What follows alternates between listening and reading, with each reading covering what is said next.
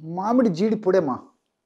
మనకు ఈ మధ్య కాలంలో బి12 లోపం ఎక్కువైపోయింది కాబట్టి, మరి బి12 సంబంధించినటువంటి ఈ మెడిసిన్స్ కూడా ఎక్కువ దొరుకుతున్నాయి. అందులో భాగంగా మామిడి జీడి కూడా దొరుకుతుందమ్మా.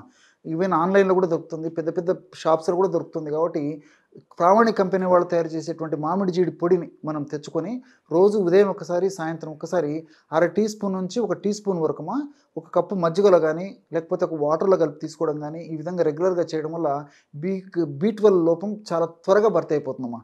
దీన్ని పాలతో కలిపి తీసుకోవచ్చు. అదేవిధంగా మనం ఆహార పదార్థాలు తీసుకున్నప్పుడు అన్నంలో కలిపి తీసుకోవచ్చు.